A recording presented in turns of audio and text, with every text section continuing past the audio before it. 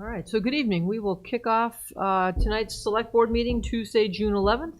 As everyone knows, this meeting is held in a hybrid format. The Select Board is here in person. A number of members of the public are here in person. In addition, members of the public who wish to participate via Zoom, they do so by going to the town website, clicking on the meeting for this evening, and you'll see there's a Zoom link with a ID and password, as well as for those that do not have access to a laptop, they can dial in and listen in via the phone. And I am a big proponent of clicking on the info packet so everyone has a chance to read what we've read and prepared for this evening. So it's being recorded, so if you want to watch this on YouTube or medfieldtv.com, you can do that in the future. Yes? So let me call the meeting to order, and most importantly, make sure we take a moment of appreciation for our troops serving around the globe in defense of our country.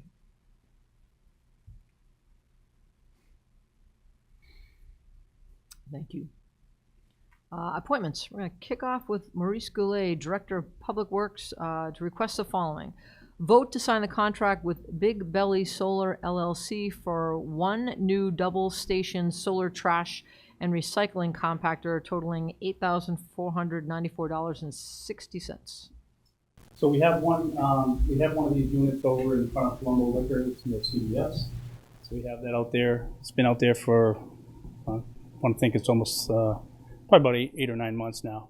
So the Transfer Station Recycling Committee is looking to purchase another one through their recycling dividends account, and just bringing this forward to have it approved so we can. It's going to be either at the library or over by North End Market. Huh. Interesting. Okay.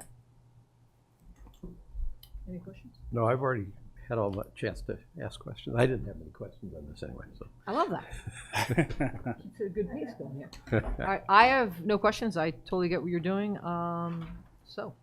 I move that we sign the contract with Big Belly Solar LLC for one new double-station solar trash and recycling compactor totaling $8,494.60 to be delivered not later than October 31st, 2024. All right, second. All those in favor? Aye. Aye. Aye, aye. That was easy. All right, moving along to... Semi-dictatorships are just so much more efficient. I like the pace here tonight already. So next one here, we're going to vote to sign the contract with JF Petroleum Group to furnish and install a new Gas Boy System Island pedestal and a TLS 4B console and software at the DPW garage totaling $24,178.64. So this is our fuel management system over at our Public Works. We have two 5,000-gallon fuel tanks. One's 5,000 unleaded and one's 5,000 diesel. This system will manage it. It'll send us alarms for any kind of issues that we would have with it.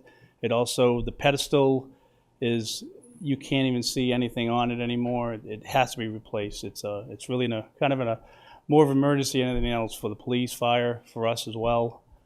We just don't want it to become an issue where someone's taking the wrong fuel or so we had to look into this to replace this antiquated system.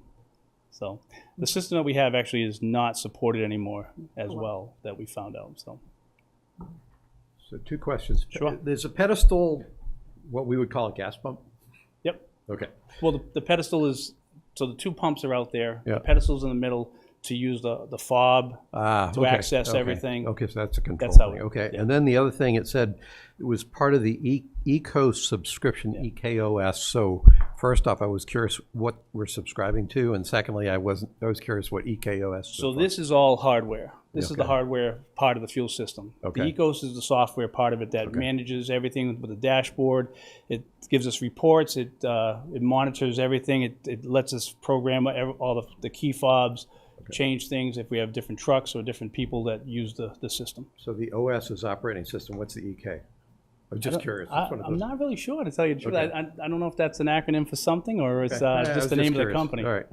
That wasn't critical. I was just curious. I feel bad if I don't have any questions for No, that's a great when he question. gets here? I can follow that up. Okay, ready? No, I'm good. I'm Okay. confident in what he's doing here. I move that we sign the contract with JF Petroleum Group to furnish and install a new gas buoy system, island pedestal, and a TLS 4B console and software at the DPW garage, totaling $24,178.64 to be delivered and installed not later than December 31st, 2024. All right. Second. All those in favor? Aye. Aye. All right. Now we're going to deviate a little here as I'm making a chair change here. We're going to jump down to number 7 on action items so that poor Mo is not sitting here all night because he works long enough here. We're going to vote to accept the Southeast Regional Service Group DPW Supply IFB for 1-year period commencing on July 1st, 2024. So every year we have the Southeastern Regional Services Group. We're one of 30 communities that are part of this consortium that gets us the best prices for all the supplies, services, office supplies, paper, drug testing, water and sewer chemicals. So we get a lot from this. This is the DPW supplies that we get annually, and we're just asking for approval for this award and also approval for me to sign the contracts once they arrive. So the only question I had on the price list was for the concrete and, let me see, it was concrete and the stone. The amounts there seem so small. Having had stone brought in to put a walk in the back of my yard, I now appreciate how heavy stone is. It seemed like those were just priced per delivery where the other ones were total. Is that that's all we need for concrete and stone? Yeah, for the projects that we do, a lot of the things like the stone, we have a certain stone pile that we have, so this is to supplement what we have. Okay. So we don't. That's what it is. Okay. Yeah. That was the only question. I was shocked at how much I got charged by the ton for stone just to put a stone walk in. So I was like, that's gonna be like for one sidewalk. That's it.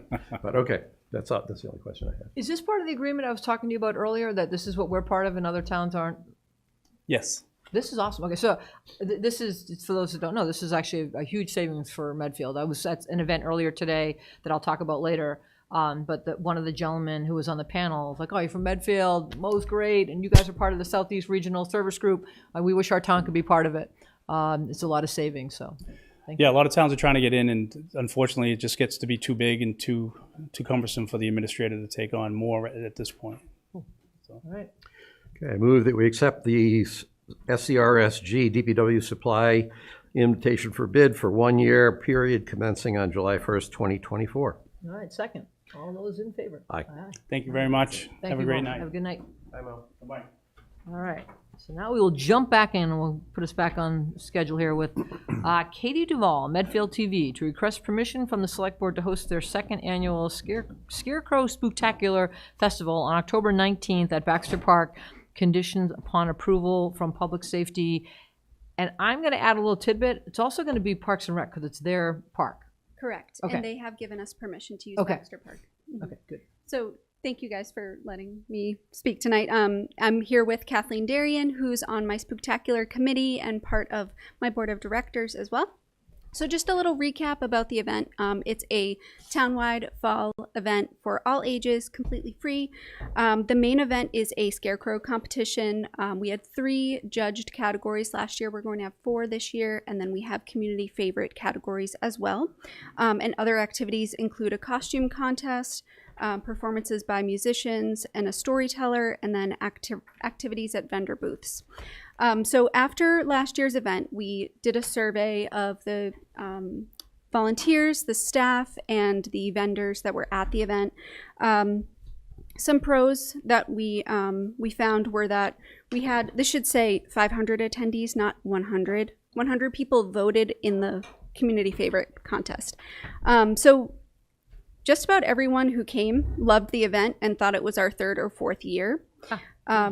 The central location in the middle of town was really nice for visibility, and people loved looking at the scarecrows through the month of October because we kept them up for 2 weeks. We also had a banner at Baxter Park leading up to the event that helped with publicity. We plan to do that again this year. Some of the cons were that there were electricity issues that led to inability for people to hear us, hear the music. And then also food vendors were far away. We had limited parking and there were no restrooms. But overall, it was a wonderful event, and we're looking forward to hopefully holding it again this year. And then Kathleen will talk about what we're doing this year. Right. I think most people thought it was our third or fourth year because of how tired I looked at the end of it, but it was a lot of fun. We did learn some things.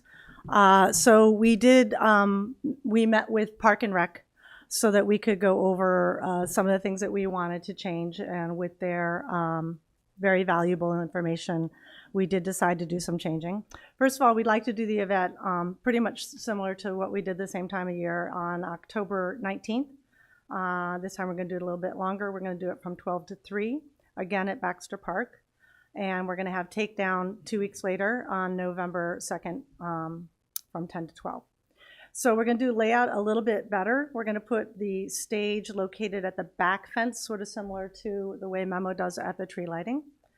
That was at the request of Park and Rec. Audio this year, we're going to hire a professional audio person. There was some problem with the electricity. It happened to be the circuits there. So we've talked with Park and Rec. That's going to be solved by then. It was an issue last year, but it's been fixed. Food, we're still working with Park and Rec on how we're going to do that. We are going to have, if we have food at the park, it's going to be prepackaged. If we have food anywhere else, it's going to be a little further down the road.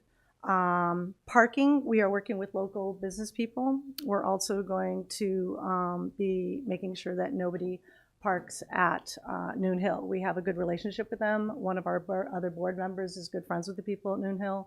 So we're going to just place somebody right there at the edge of Noon Hill and say, thank you to the patrons who come from Noon Hill, and thank you for the people who are coming to us. You may park over there, so that we won't ruin that business at all. Accessibility for people who have any issues with accessibility. We're going to provide seating in front of the stage, and any people who need to sit during any of the stage entertainment, or old people like myself who will be very tired by then and want to actually sit and listen to the music. And then the decorations. Last year, people were very excited with the hay, and those of us who stayed behind picking up the hay were not very excited. So hay will not be allowed. Any loose hay will not be allowed, or any edible items. I learned that from the fairy walk because I had to explain to 2 adorable little girls who had seed on their fairy house this year, that the fairies enjoyed the seed very much. So the next day when they came to pick up their fairy house and had a party, because the raccoons came the night before and ate it. So there will be nothing edible. So we're really looking for permission to hold it there pending public safety. And I'm still waiting for Gus Murphy to make me a fairy house or a scarecrow sometime in my lifetime. Still working on the I know you are. the costume for the holiday parade. I'm waiting for that too. One of these 3 events I'm in, you're gonna be bringing it for me. I have to say, I was wondering whether the 4th new category was elected officials category. All right, If you Third year. consider most dazzling our elected officials. that would be it. That's There you go. Any, No, I think it's a great event. It was very pleasantly surprised at how nice it was last year. Thank you. It's important to us that it's in the center of town, that we can bring a lot of joy to the center of town and the businesses in the center of town. I thought it was a great event last year, and so I'm glad we're doing it again. I think you and I have already talked about. I guess there was a little bit of concern by somebody here in town about doing it there. I don't know who it was. I'm more than happy to talk to that person about why I think it's the exact right place to have it, as opposed to some more out of the way place. So if that comes We up, appreciated your support, but we checked in with absolutely everybody, Okay. and we've had many conversations, and everybody is on board, on the same page. But delighted thank to you hear for your that. support. Okay. So yeah, I'm looking forward. What is the 4th category? most dazzling. Oh. So I was Most close. when I said dazzling. it was Most close. dazzling sounds Okay, like a Gus okay. Murphy kind of Yeah. category. Dazzling. Okay.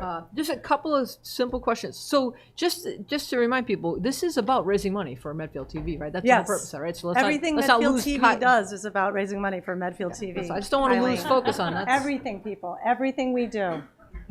That's good. And then I want to make sure that when you mentioned cleanup on Saturday, November 2nd, how did cleanup go last year? Were people attentive and coming in and doing what they're supposed to do, or did that end up on you? No, November 2nd cleanup was really very good. The day of the event cleanup was really hard. A lot of us were really tired, but we picked up every single strand of hay there was, literally. But no, people came, and we had to make a few phone calls, but mostly everybody came. Okay. They were really pretty good about it. Okay. Yeah. No, I thought it was great last year. And then a quick question for, if you're looking for vendors, is there any way that Noon Hill Grill could benefit by having some food available for attendees? That's a little tricky. If you notice, like when we do, Memo does the light ceremony, they give out hot chocolate, but they do it on the edge of Sure. their porch. So there's a licensing issue.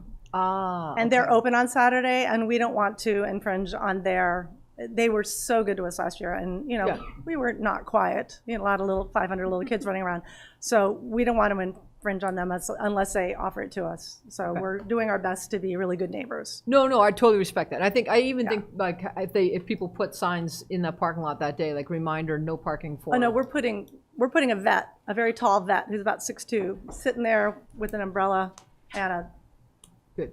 nice Good. big bottle of lemonade. All right. I thought it was a great event. So definitely. And it's a drop in, Eileen. I don't think it's going to be a lot of food needed. Okay. Yeah. Okay. All right.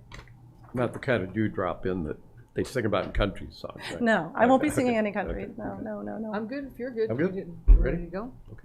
I move that we grant permission to host Medfield TV to host their second annual Scarecrow Spooktacular Festival on October 19th at Baxter Park, conditioned upon approval from Public Safety and Parks and Rec. Second. All right. All those in favor? Aye. Aye. Aye, All right. Aye. Thank you all so much. Thank you. you so much. All right, moving along. All right, so Bob Allison to discuss elementary school and MSBA process. Jump up there.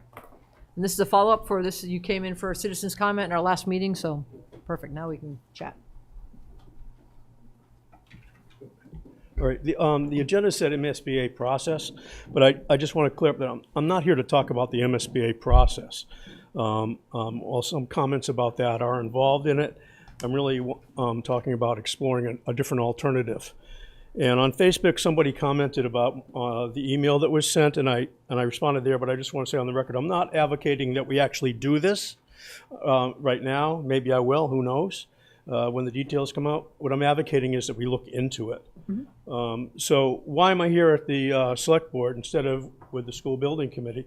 I was at one of their forums, and the possibility of a multi-use facility came up. I don't remember who brought it up. It wasn't me. But the answer that we received was that they were not exploring it at all. And what I heard was that there were two reasons. One was they didn't think they were authorized by the SBC bylaw, and also they didn't have direction from you to do that. So if they are to explore that, they need direction, I think, from the select board, and other committees would also need some direction, because if it's a multi-use facility.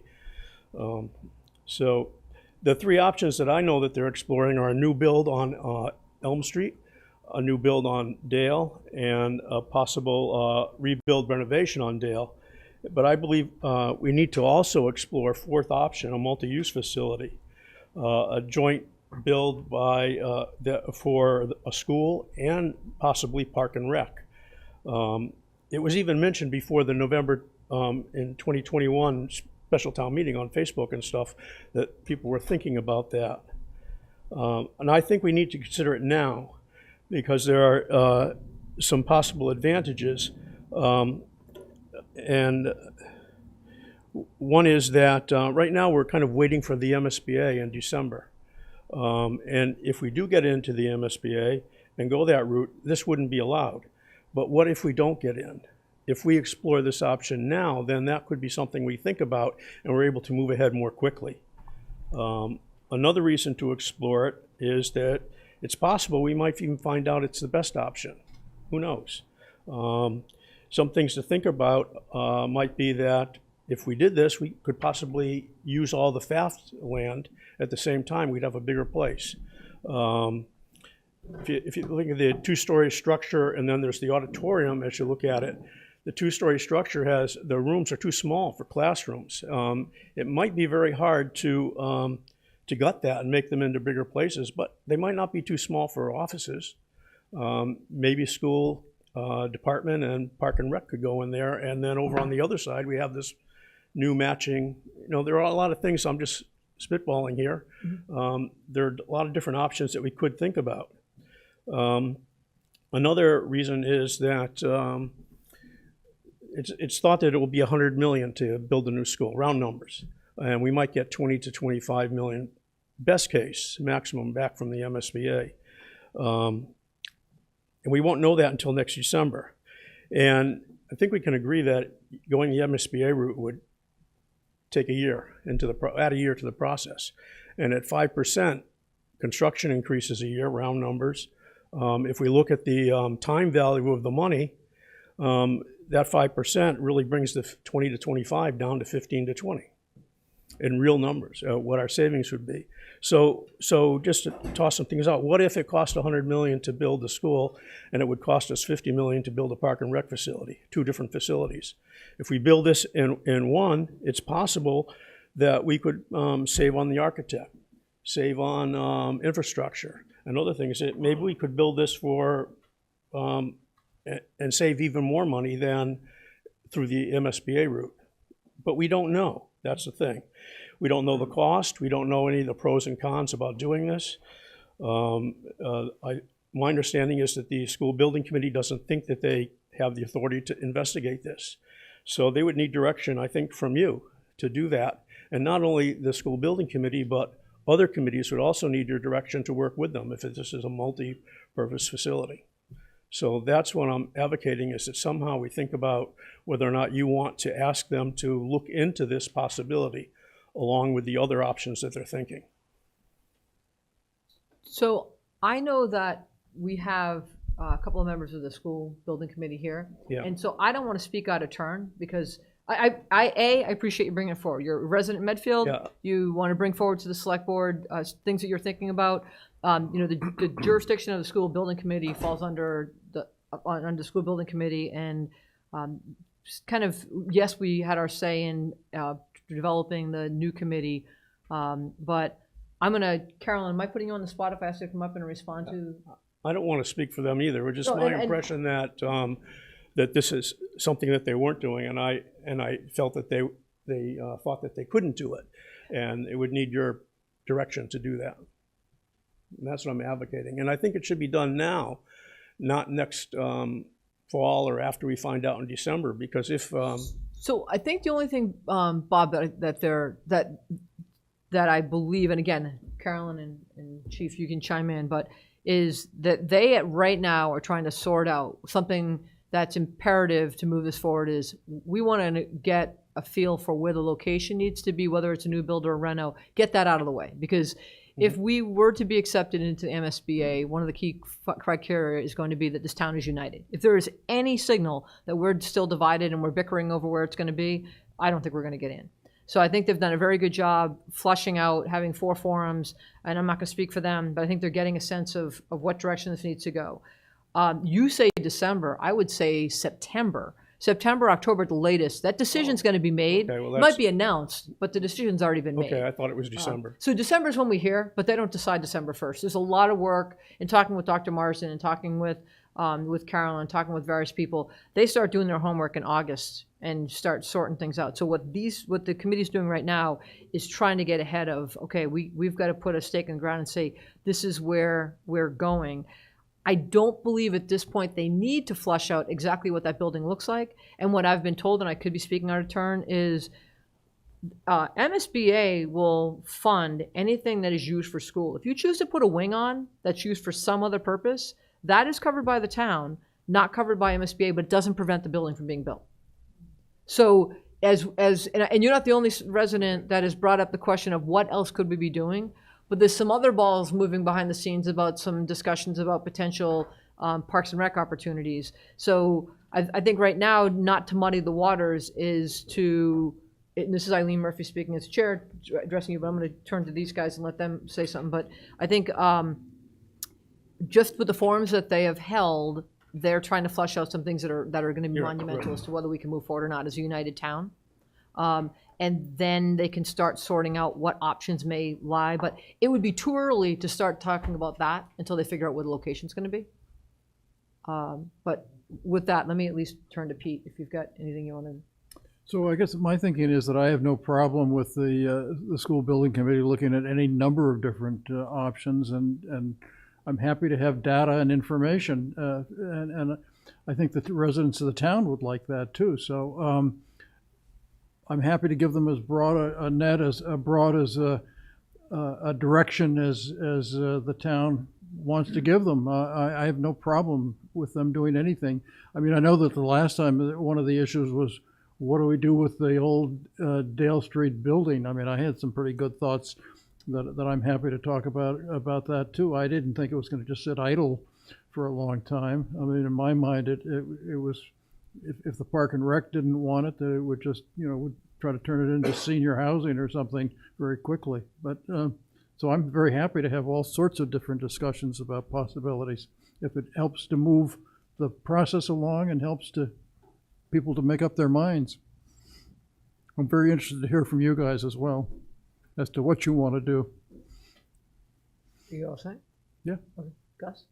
You want to let them go first, or you want to? Okay.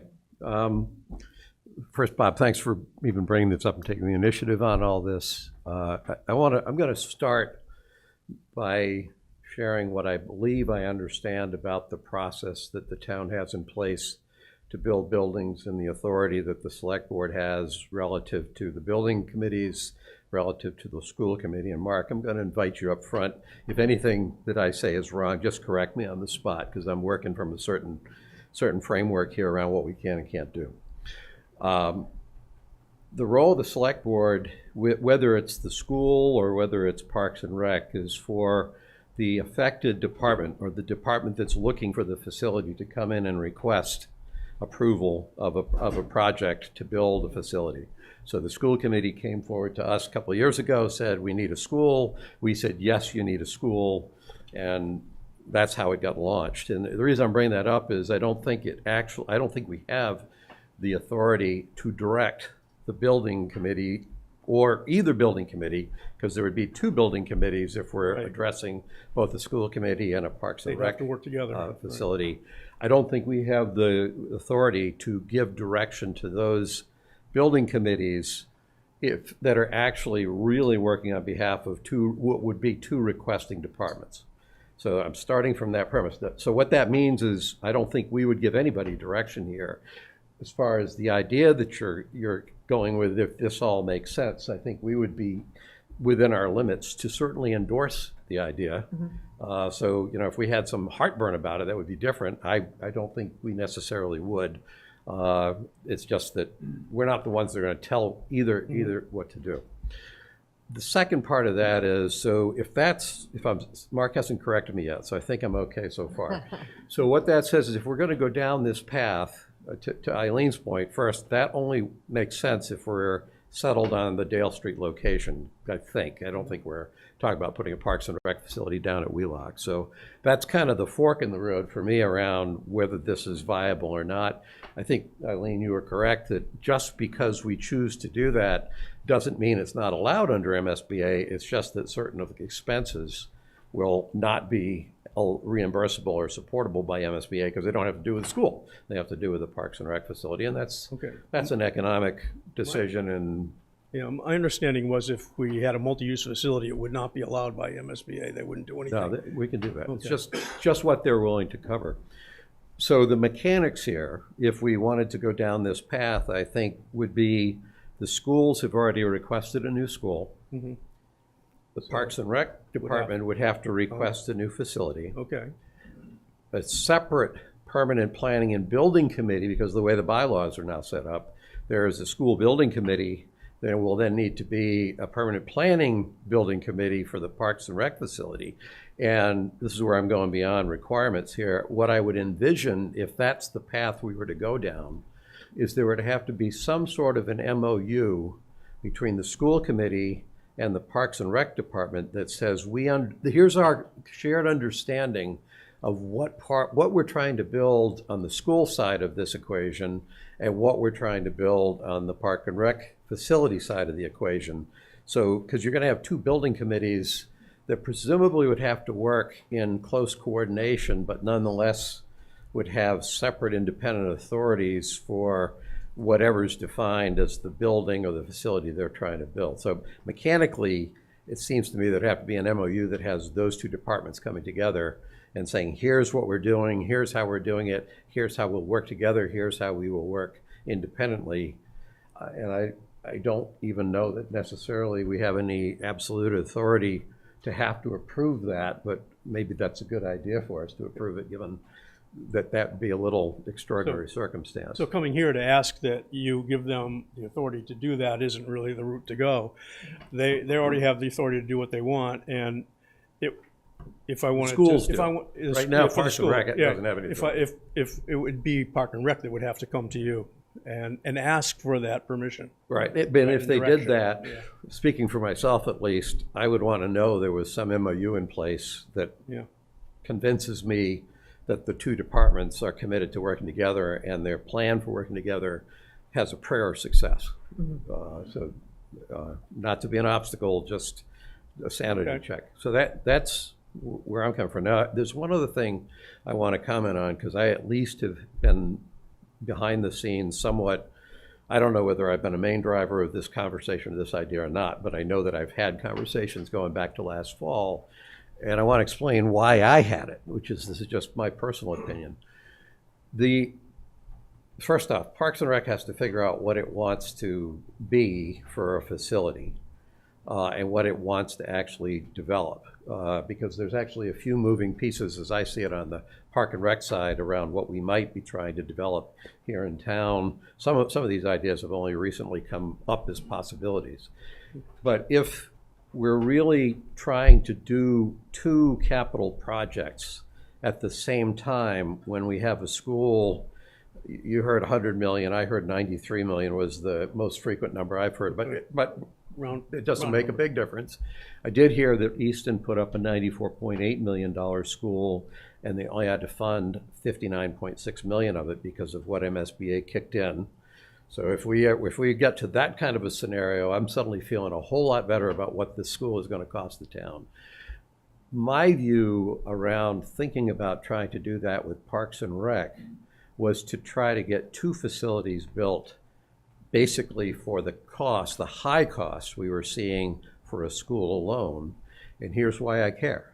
When I moved here 29 years ago, Parks and Rec was number 5 on the list of priorities for a new facility. My youngest son wasn't even born yet.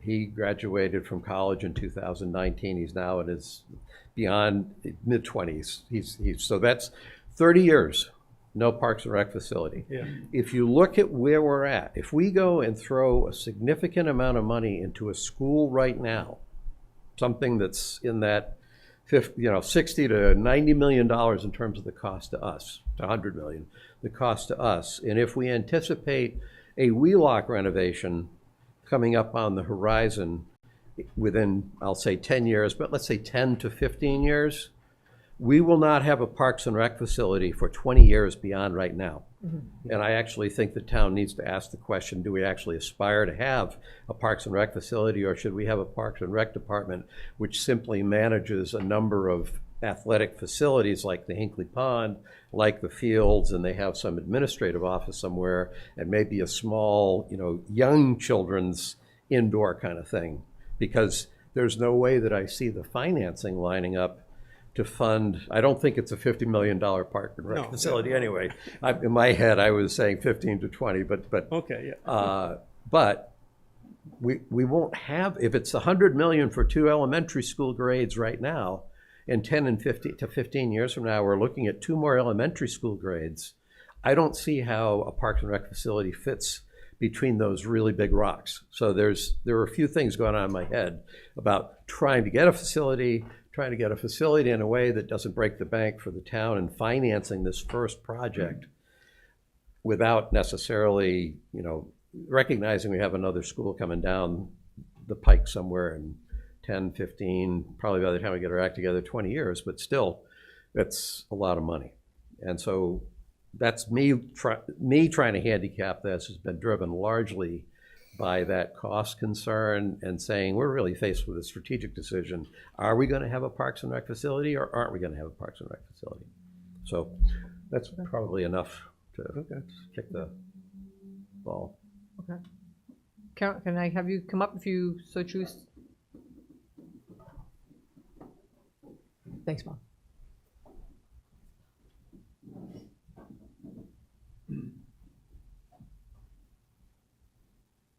Hi, Carolyn Casey, member of the SBC. I agree with Gus. The SBC is, talked about this just like Bob said, that it's not in our purview to do Park and Rec. And I think we all in town know their needs. I have been in town over 30 years, and I remember their first attempt to get a new Park and Rec facility. So we've talked about it at our meetings, and I think everybody, feels that Park and Rec is an issue, and it might be an issue that Park and Rec wants to bring to you and talk about, but I agree with how Gus is forming it. I think they need to come. I think they need to talk about what they need, and then there would have to be a building committee for them. Mm-hmm. I would assume it's the permanent, building committee. Their needs would need to be known, how many rooms, what kind of space, what kind of parking, what kind of fields, and that's just not anything that the school building committee is focused on. Mm-hmm. Or really has the background to. We're made up of people who have very strong building backgrounds and then people have very strong educational backgrounds. Mm-hmm. And the superintendent wrote, a huge document for the MSBA about what we need in a facility to support our kind of education for our 4th and 5th graders. And I would assume the Park and Rec, would put together some document that would also say what they need for their age groups. So I agree with where you're at. We are super focused on showing the MSBA that this community is united to pass a project for Dale. Mm-hmm. We had our forums and we got some information on location. Next week, we'll be putting out a survey to get more input on site location. Our total was 57 people who voted at the 4 forums. And we certainly got information, and you can see that it's posted. But we want to get some more information, so we're going to just take what we did at the forum and put it in a survey and send it to everybody we can. So, and ask you to send it. Okay. Anything else? No, I'm good. Thank you. I actually have one quick question for Sure. you. This is MSBA process. What I think you're trying to get to is a decision about the location before we get a decision this year from the MSBA, Right, from a because timing standpoint. they made it clear that the community, they want to see, no matter what town they're looking at, a united community that they want a building project. And because we had a no vote before, and location was, there are many other things that were part of the no votes, and we have some data on that, but location was probably the most public. And it's one that we can tackle now. Mm-hmm. So we've been putting our effort into. So my question was, the last time around when we were in the MSBA program, one step in that process was to consider alternative locations.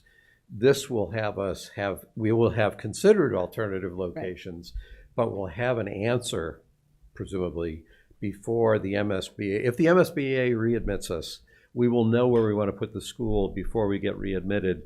And I just didn't know, does that work okay with the MSBA? It does, okay, for site selection. I mean, we will show them why it's a good site. Okay. But they already agreed to the 2 sites years ago in the first go around. So it should not be a big issue. We just need to show we have enough community support. Mm-hmm. Good. Okay. Grab a mic, please. Or you can go to the podium, either or, Jerry. Jerry, did you want to come up here? We'll sit in the Toronto. Jerry Potts, 7 Curve Street. First, I want to thank the SBC for the work that they're doing in the forums. this dialogue, this open disagreement, this exploring ideas is such a critical part of it, and those forums are giving the opportunity for those questions to come up. I raised this in the 2021 forum after the town meeting vote as a possibility. And, at that point in time, it was viewed as an attack, on the process. And really what I'm hoping we can do, as Bob said this time, is put all the options in front of the town in an educated way. So the reason I would encourage some direction being given to Park and Rec to at least consider getting on this is that I think we have a better chance of getting a positive vote at Dale the more we put on the table. So I was chair of the Open Space and Recreation Committee, gave the presentation here, and once again, right at the top was a community center. And we had a discussion that night, Gus, and you asked the question, how would we possibly do this given everything that's going on? And I mentioned at the time, maybe we want to consider that this is part of one project. So I think in a town of 12,000 with pressure on the tax basis, this idea of doing individual projects for every department, we just can't afford to do it. So I think the direction from the select board is in some degree to go back to these different commissions and committees and saying, think creatively. If you were, I hate to say it, running a business, you would never allow two totally different departments that are going to be almost on the same location to kind of figure it out on their own. You give them some direction to say, hey, we think there's a good idea here to save a lot of money. For example, at Belforge, we did remediation on the main chapel, and we got a grant from the state to do that. It was originally outside of the purview to do the second building, the infirmary next to it. But because we had them on site, we were able to save a ton of money and get both buildings done with that grant. And so there has to be, when we're looking at the problems with the FAF Center on asbestos and God knows what's in the basement there. I've been in the basement. I made it out alive. That building and between Dale, they're suffering from the same problems. And so there has to be 15 to 20% of cost savings of using, things like remediation on that location. And if we don't give direction, at least to push to explore these, like Bob, I don't know it's the perfect solution. But if I was running a business, I'd want to know it. And if I was a taxpayer, I am a taxpayer, I definitely want to know that option to see all of the ranges out there. Mm-hmm. And without discounting them right out of the gates. Because what happened in the last go around is when you would raise ideas, it was immediately viewed as an attack and you don't want the building. And all we really wanted was all the data to make a good informed decision. And I think the SBC is bending over backwards to try to do it this time. Without this information, though, I think we're missing an opportunity. We could get an even stronger support. If you could, as you said, I don't know the numbers would work, $80-90 million, and you get two buildings and solve two problems. And yes, maybe Park and Rec has to compromise a little, but maybe we get something that gives us more flexibility. If we have a surge in school enrollment in 20 years, maybe we have some excess capacity in the Park and Rec that we could use. So I just think, to Bob's point, this is something that I raised in 2021, both publicly at town meeting and the forums. And I was told MSBA won't support it, and we know that's not the truth. They won't fund it, but they don't mind if we want to spend our own money to do it. It would be good to get real numbers on it and not just, me saying at a mic, I think it's the case, because I'm no more educated than anyone else in this. But there are smart people who can figure this one out. And I think the town deserves to look at it. So whether, when I talked to Mike Weber, and Gus, you and I had a conversation about this, Mike says, I think it's a great idea. So everyone's saying it's a great idea, but no one's looking at it. Everyone's saying, well, it's not my idea to look at. So I just think it would be low-hanging fruit to make the effort, look at other communities, look at other projects that might have done some creative stuff. Because I just think as a town of 12,000 with a pressure wave on taxes, we kind of owe the town to be able to look at all the options. So that's it. Thank you. Could I make just two quick responses on that? One, and Bob, this is partly to the email you first sent out, just for people who are listening. I think in the email that you sent out, you talked about, it'd be good if we had the locations and the options so people could vote. And it's important for people to understand there is no vote, there is no formal public vote where people are going to come and choose a location or choose an option.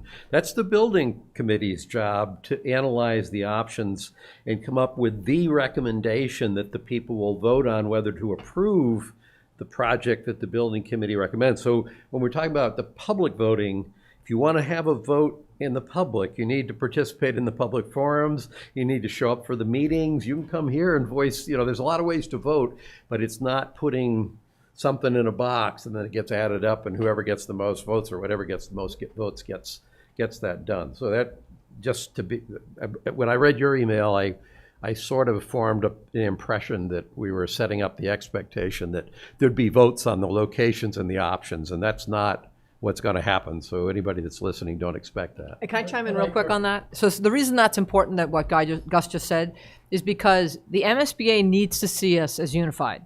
We start doing votes and it's 60-40, 70-30. We're sending the signal to MSBA, we're not united.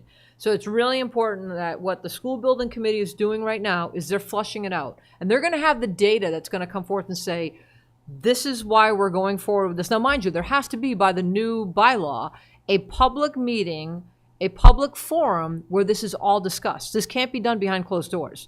So this, as we go through this process, anyone who wants to vote will have the chance to come to these forums, but there will be no formal vote.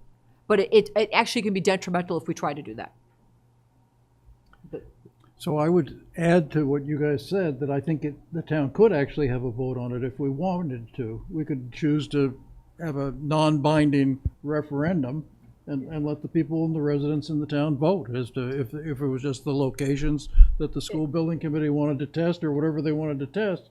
I think we can do that. So Yeah, that'll have a time impact in terms of the overall process, because if you're going to do that, it's going to have to be at some point when we have an election. And it But won't yeah, be between I now and agree with September. you in principle. we can have an election for that purpose. We can. But it won't happen between now and September, because we lose 90% of this town come Thursday of this week.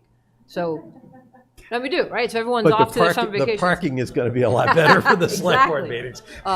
But I applaud and I certainly know Dr. Marson at one of our forums quickly chimed in and gave his rationale as to why trying to vote can be hugely detrimental, but doing what the school building committee is doing is going to gather whether we're going to get a read on whether we have the momentum with the 2/3. The other, great. No, if you're still on this, go ahead. I've got the roaming one. This might be getting into the weeds a little bit, but you did say you were going to have a survey, right? Could you dipstick a little bit on the survey and have sort of an addendum that says, would you be interested in having a public building in addition to it? Just as a dipstick, like just put it as a little bit of an addendum on your survey. That's my first question. Then I have a follow-up, as they say in the biz. I can bring that back. You have it just about. Can I ask the mic to be? Somebody has to get sorry, me a mic. I got so no one at attached home to can it. hear that. I can guarantee you. So the survey is just about done. We're just in the final editing, and we had a couple of those kind of questions about other topics we're interested in, and in the end we took them off and decided we really just want to focus on a little more data about the site selection. So I'd have to bring that back to the full committee in order to ask your question, so I can't speak for the full committee, but I'm on the communications committee that has written the survey. We're at the editing stages of it now, and we're trying not to muddy the waters with it.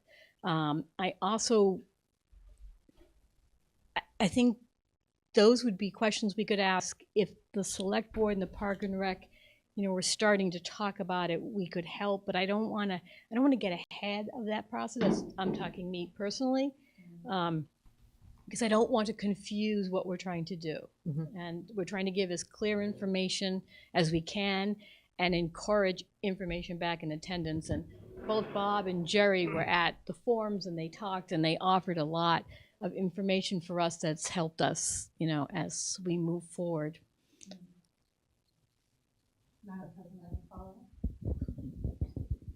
I like Mike's. Jerry knows that about me. Okay, so then the survey, I'm assuming by what you just said, is more than just what you, I went to a few of those meetings, and it's more than just the dot with the, Dale, not Dale, unsure, redo. We've gone deeper. It's the dots, but then it's, say you preferred Wheelock. Hmm. So first you get Oh, your dots. oops, I forgot again. Back and forth. Yes, it has the choices from the forums, but we've gone a little deeper. So let's say you chose Wheelock. It's going to take you down a path that says, I prefer Wheelock, but I would vote for Dale. I prefer Wheelock, and I'm never going to vote for Dale. I prefer Dale, but only if it's a new build. I prefer a new build at Dale, but I'll vote for Reno. So we're trying to take what we got, but go deeper into it. And so that we can see, like, we're heading for the 2/3 wherever it takes us. We want the 2/3 of town meeting. We want the majority ballot vote. So we have all these decisions to make. I call it, a big line of decisions, and we're funneling our way down to what we bring forward. So enrollment was mentioned as a reason why some people voted no. They didn't believe in the enrollment projections last time. So we have a new enrollment study. So check, now we have new data on that. And there are several things that were mentioned, and we're just trying to check them off the list as we move forward and finding out what, where the 2/3 in the community would be. And so site selection was a big thing. And so now we're just trying to narrow down. We're hoping to get lots and lots of people to do the survey. We got 1,100 for the first survey a year ago. We're hoping to double that. I know that's a big ask. Last question. I know, thank God. So how are you going to put out the survey? Are you going, because I know, for example, probably Dr. Marsden will put it out to the people who are in the school. However, there are an awful lot of taxpayers who don't have school children, and there are many taxpayers who probably don't even know how to use a link. So in order to be fair, because in several of those meetings I was in, people were like, well, old people who don't have kids in school, why should they bother? Well, we pay the same taxes. So how are you going to disseminate that information and make it fair? Are you going to have pieces of paper that people can go places to fill it out if they don't know how to use links, et cetera? How are you going to do that? So I can help with that one. The first survey we did actually did make copies, and I brought it up to the Council on Aging so that Sarah could disseminate it to the people who come up there, because they get a fairly large group. And then, the other statement, just in general, I enjoy hearing these ideas. I'll say that years ago when we were doing the public safety building, I brought up the idea of, could we put the park and rec here somehow too? And that didn't work.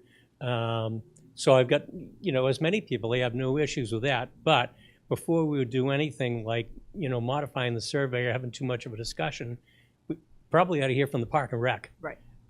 It'd be, because they may not want any part of this, or they may hop right in with both feet and say, wow, this is wonderful. But I think they really need to be heard from. 100%. Just got so envious the mic was passing, and I'm still Jerry Potts, Evan Curve. So if we went through the process, and again, totally hypothetical, but let's say you are telling the town that for 90, you could potentially get 2 buildings, wouldn't that be important information? For example, if you were against the cost side of it, I'm never going to spend $90 million on a school, but I can save potentially $20 to $25 million and address 2 big needs. I was on the fence, but now that seems like a good decision. So to me, it seems like you might get 3%, 4%, that might be, I'm against it no matter what. Oh, wait a second. That actually makes sense. It could save money for the town over time. It just seems like a missed opportunity to make a case, or at least explore a case. And I agree Park and Rec needs to be involved in this. But if Park and Rec does a survey that says people don't want to spend $50 million on a facility up at Hospital Hill, your best chance of getting something in the next 20 years could be something like this. How do you feel about it? this is the time to have the conversation, because once we break ground and we're moving on, that's gone. So I just feel like we should be, and again, I don't know if it comes from the select board or Park and Rec. I'll go to the Park and Rec meeting. I'll talk to Mal, but it seems like we should be having these conversations now, because the window isn't going to get any wider to have it, where it's narrowing. And it seems like it's one opportunity to sort of have it. So. Okay. All right. So if you'll tolerate a few more minutes, and this is editorializing now. Parks and Rec has not made a request, so there is no formal requirement on the table for anybody. So it makes sense to me that the school building committee would not want to spend a whole lot of time and effort, leaving aside administrative practicality, would want to spend a whole lot of time exploring possible options involving other departments, as you're simply trying to get a project put together that's consistent with what the application said you were trying to do, that you submitted to MSBA. So just so at least one voice here for the school building committee, I don't think the burden is on your shoulders. I actually think if speed is of the essence, the burden is on the Park and Rec department shoulders to trigger something and a conversation. As a practical matter, given the timing, even though it would be theoretically possible for us to go to MSBA with a project that has some significant portion of it being not part of the school project, but part of Parks and Rec's facility, from a timing standpoint, I don't think it's reasonable to expect that to happen just as a practical matter. So I'm kind of saying, because of where we are, this issue becomes a bigger issue if we get a no from the MSBA, and I'm working off the assumption right now that if that happens, the school building committee will say we're going to go off on our own, and that's only because I said if we were going to do something more, tell me how long you want to take, and give us a capital maintenance estimate for what it would take to keep Dale alive during whatever that planning period is we're targeting, and we haven't seen that. So I think that's where, I'm not speaking for the school building committee, but that seems to be how things are setting up from my perspective. I'm going to sound like I'm putting rain on the parade here, but I think it's important for us to understand how complex this idea is. At a theoretical level, it's great. We all come together and we figure out the most optimal solution for the town, and that's who can be against that? As a practical matter, simply getting two facilities built by two different building committees is not a simple task. That's where that MOU I mentioned would come in, which would say we have to get together and actually figure out how we're going to design two buildings in a synergistic way that meets the needs of both departments, and we sort through all of that. And that's not a simple job. But in this particular case, if I then say, and then when you have those two buildings, if you're going to have those two buildings, even that's not enough, because you're going to have operating protocols figured out. And let me just, I'm not advocating, I'm not smart enough to even say this, but let's, for argument's sake, say all of the athletic facility components of this new school are going to be allocated to the new Parks and Rec facility. And we'll see who gets the cafeteria, because that's also a great meeting space, so just to keep it complex. Well, let's say it happens that way. That's the dividing line. The schools do the education stuff, and the Parks and Rec does all of the athletic stuff. Who's got control of the gym during school hours? What is it, exclusive control? How does that all work? That's just operating issues that have to get sorted out for both those departments to even know whether they can live. You know, it's one thing to have the building. Can you guys live with the building that you're going to put together from an operating standpoint? Have you sorted that stuff out? And Carol, we kind of touched on that a little bit when we were saying, well, gee, you put the gym over at Parks and Rec, but then if it's the schools that use it, well, we've got the toddler program. Well, I'm guessing a toddler program doesn't need a full-size gym, but nonetheless, you might wind up with a bigger Park and Rec facility than you would if you were just building it in a vacuum because of the added demands of the school. And I don't know the answer to the question. My point is, this is not a simple, let's just decide to do it and get together. There's a lot of things that go into it. I would, Okay, I don't mean to But I think we've gotten down a path here that the intent of the question that came forward with Bob has been addressed. We're not going to solve anything here tonight. I think there's a clear message if Katie Wolper and the Park and Recs department's listening. If anything's going to be added to the school, it's going to have to be initiated by them, not something school building committee is going to do, not something Park and Rec can step in and say, this is what's going to happen. So I think this has been a good dialogue, but I don't want to go into the weeds too much tonight. And if this goes any further, somebody needs to get clarification from MSBA, because clearly a separate facility, but what you were talking about was a shared facility, and I think that they say They no to don't, they don't that. support, so again, I don't want to get into the weeds, but what Gus brought up is a very valid point. You would have to potentially have two separate gyms, because the first gym is going to be for the school, and that'll be funded. The moment there's a building attached to it and it can be used by somebody else, there's a chance that doesn't get done. And so it gets really complicated and not something we're going to solve tonight, but I think we've had a really good dialogue to put the topic out there. I would just add that I think that it's not very likely to have a lot of savings for the town. I'd be delighted if it did, but I don't think that's really the likely outcome, unfortunately, so. Well, then there's no reason to do it. 'Cause Not then if you it's a- can't- then it's a- not if it's you a have to have finance. completely separate facilities and duplication. If you can't have shared facilities, you're losing your whole efficiency.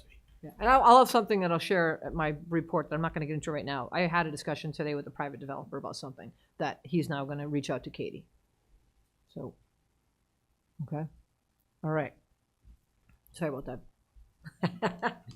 I said to Christine after our last meeting, I'm not letting certain discussions go, wait. We achieve what we need to do. I appreciate that, but I also want to keep the ball rolling. There's some other folks here I know that want to chime in on different topics. So, discussion items, board and committee appointments. Accept the resignation of Jackie Alford as an associate member of the Transfer Station and Recycling Committee. Ready for motion?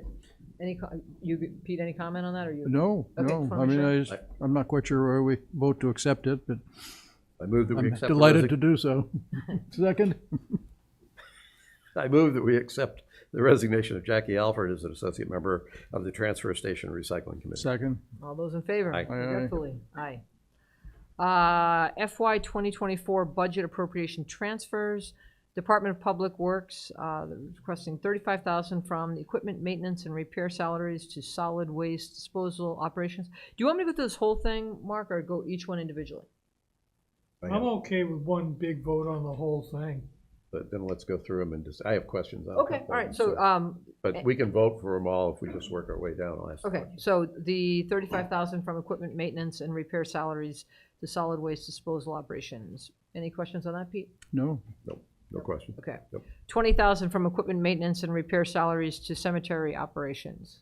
No, I'm good with that. And my only question on this one, the explanation was that there's been more interments this year, and so my question was this truly a $20,000 one-time cost impact? And I'm not sure if anybody here is going to know unless it's you, Christine. Was this a one-time thing, or is this actually an annual operating cost that's going to? So we have seen since COVID that there's been an increase in internments.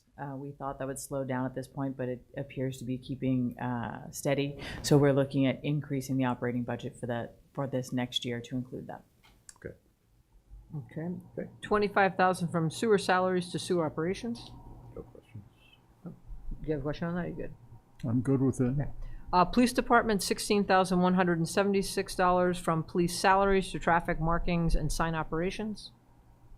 I was fine with it, but the only question I had is why did the contract go up so much? Because it actually was a big increase. So we do that through Sursage. That's our contract, and that contract was bid after we set the budget for this. Okay. And the low bid on that contract was almost a doubling in price than what we had prior.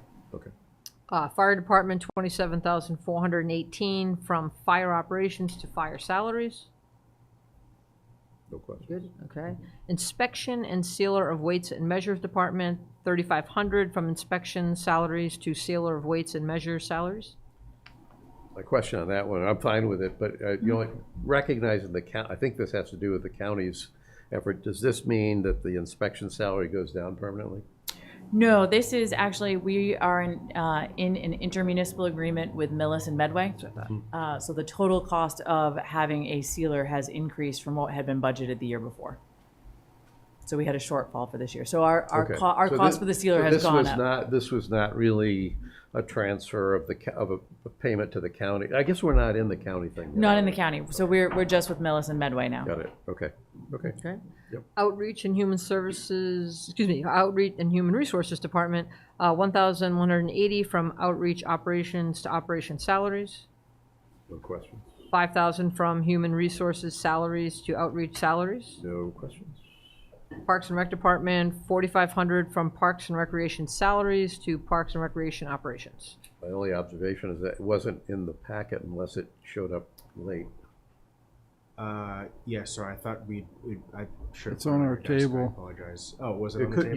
You could have it. It was not in the packet. See, no good deed goes unpunished. If you go sit there and get ready for one of these meetings 2 or 3 days ahead of time, like on Friday, there'll be something you won't see. So if it's in there now, so my only reason to even comment on that had to do with each one of these had like a 1-sentence explanation.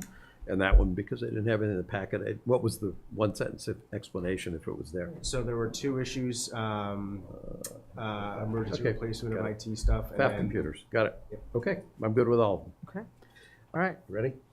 ready. I move that we approve all of the budget appropriation transfers just listed.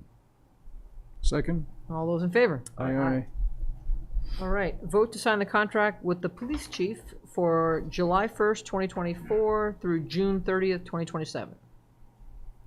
No question. You good? I'm good, yes. It was a very fairly easy process working out a new agreement with the chief, and she likes being in Medfield, and we like having her here, and so everything's amicable and copacetic. That'll add to that. In the discussions, one thing we clearly recognize is that our police chief has taken on some big challenges over the past couple of years and has done a good job. So we're delighted that she still likes us, and we're delighted that she's still here.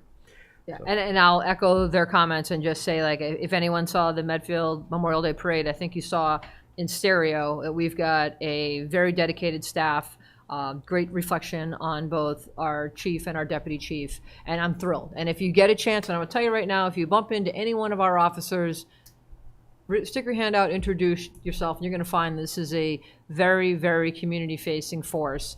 And the little things that they're doing behind the scenes that you're going to continue to see ripple out, it's just awesome. And it speaks volumes for the direction it's going. So I'm thrilled that we're able to come into agreement with the chief and go for the next 3 years. Bump into might have been a bad choice of words. What's that? Bump into might have been a bad choice of words. Well, if I'm walking my dog, sometimes I look down and I bump into people. Okay, I move we sign the contract with the police chief for July 1st, 2024 to June 30th, 2027. Second? All right, all those in favor? Aye, aye. Awesome. All right, 7 we took care of. So vote to approve one-day liquor license request from the Council on Aging for the following dates and times. June 26th from 5 to 7. July 17th from 5 to 7. August 14th from 5 to 7. September 18th from 5 to 7. And that'd be that. I just wonder, you skipped over number 7. Did you guys do that before I got here? Yeah, that was because Mo was here, so we bumped that up just to Okay. save We some voted time. on all the controversial things. Because we knew you were going to grill him, so he's like, I was. I like those numbers about asphalt and cement and Okay, I move that we approve the dates requested by the Council on Aging for, do I have to read all the dates again, or? No. Okay, as the chair called out. Second? All right, all those in favor? Aye. Aye. Excellent. All right, number 9, vote to waive building permit fees for all town and municipal building projects for the fiscal year 2024 and fiscal year 2025. Is this to save us all these individual votes as we do this throughout the year? Okay, I like that. It's very efficient. Ready? I move that we waive building permit fees for all town and municipal building projects for fiscal year 2024 and fiscal year 2025. I'll second that. All those in favor? Aye. Aye. Excellent. All right, now, let's see, citizens' comment. I have a sense this gentleman in the corner is ours. Daniel Kine, 6 Carmen Circle, to discuss the protection of our resource areas. Daniel, the microphone is all yours. Thank you. It's been a while since I've been at a podium, so bear with me. I did just want to say off the cuff that I really do appreciate this. First one I've attended. I've lived in town for 12 years, and I've listened to a few of them, but I've never attended them in person. So I really appreciate what you guys are doing, and I appreciate you giving me the opportunity to speak on this. It's something that I've kind of been worrying about for a while, and have learned that I'm not the only one. So I wrote something just so that I could make sure I remember it. So bear with me if I look at it, I'm reading it. So I came to start a conversation that could greatly impact the future landscape of our town. The town is growing, and there's a concern amongst the citizens of Medfield regarding the town's commitment to the protection of our natural resource areas. It's no secret that more and more people want to live in Medfield. Like, I know there's conversations about school enrollment, all this. There are more people want to live here than ever before. We have an amazing town. After living here for 12 years, I think my family and I understand why people want to live here. This being one of the reasons. I appreciate that. With the demand for housing growing, there is an increased interest from developers, many of whom don't live here, just fact, and some of whom are more concerned with things like profit and lot density than they are necessarily about protecting our resource areas. So as I've become aware of this, and I've spoken to folks in the town, I think it's very important to bring this to the discussion today. I feel as though if we're not to act swiftly and intentionally over the next few years, then we'll look back and deeply regret the precedents that we set and the irreversible damage that we allowed to happen. I think that we are on that precipice right now as a town, where we have these amazing resource areas, and we have interest for people to build anywhere they're allowed, like, just not to mince words. And if we allow them to build there, then the next builder is going to want to build there, and the next builder is going to want to build there. And it's not like Medfield's alone. There are other towns in this area that are facing the exact same issue, and they're making decisions to draw a line. So my hope today is that the select board will hear these concerns, recognize the danger that's ahead of us, and as our elected representatives take the following actions, to commit to do that's all within your power to protect our natural resources and to support Concom. I've attended many a Concom meeting where I felt as though those poor folks were trying to do everything they could, but I can't help but feel that they don't feel supported. They're trying to administer the bylaws that we as a town have voted on, and I feel like those members need to hear it from all of us that what they're doing is necessary and we all support them. And that's it. So since it's the first meeting you attended, Sure. so understand what we have to do now. Bob did exactly what you did at our last meeting. And we can't address what you just brought up because it's not on the agenda. That's perfectly fine. So then Bob came to this meeting, and now you saw the dialogue we had based on his discussion, his request. So that's where we are tonight. Like No, he's listed on the agenda with this topic. Oh, so we can talk about it tonight? Yes, Oh, it's totally wrong with that, okay. Yeah, that one's fine. Yes, David's we can't discuss tonight because he was not listed on the agenda. All right, that's Yep, the yep, one, okay. yep. Sorry, I knew I got prepped for this. Yes. That's the one we can't talk about. Sorry. It's okay. Okay, we can talk about this. I used to know Robert's rules, but I don't remember. Yeah, and they don't apply to us anyway. The open meeting law. Oh, good, so I can pass the baton to Pete. And You have can. him. So I had a couple questions then to Sure. start with. I mean, you say do all to protect our natural resources. And so I'm trying to figure out what that means. Then you brought up Concom, so I'm thinking of wetlands. Yes. Are you thinking of things beyond wetlands? Because we basically have the zoning to make decisions about what land is buildable. And then we have the wetlands bylaws to deal with what you can do near a wetlands. MAPC tells us that most of our land in Medfield is already built out, that there are very few building lots available in town unless the Hunt Club disappears or something of that sort.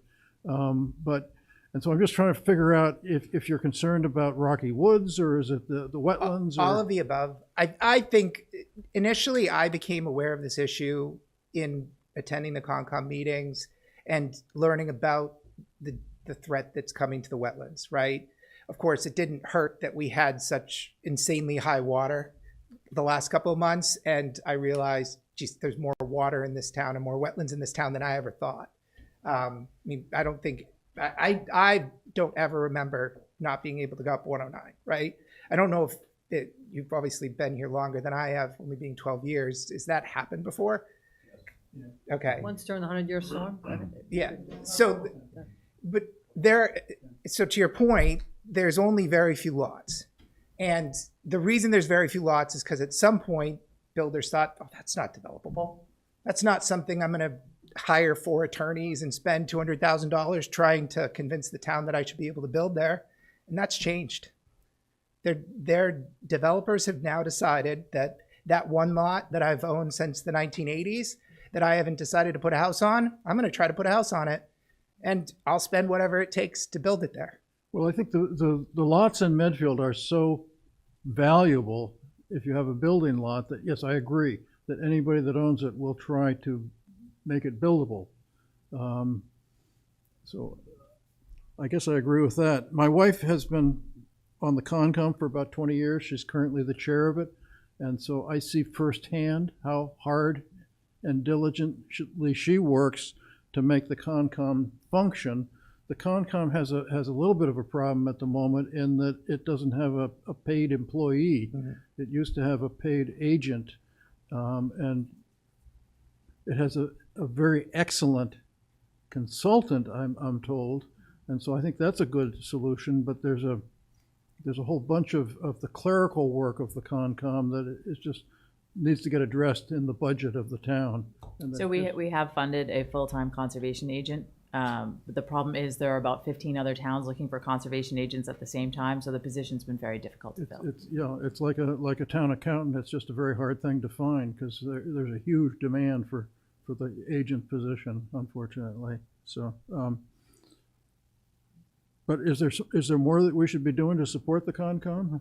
So I was here more to bring it to your attention and make sure that it was something that was at the forefront of every conversation when it comes to development within this town.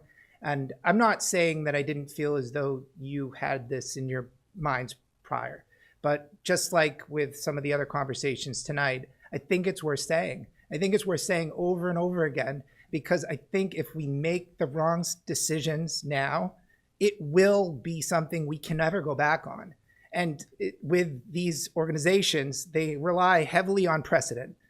Well, you let so-and-so do it, now I can do it. You let him do it, so now I'll take you to court and I'll sue you because you're not gonna let me do it. That's not allowed. That's my concern. And especially with some of the density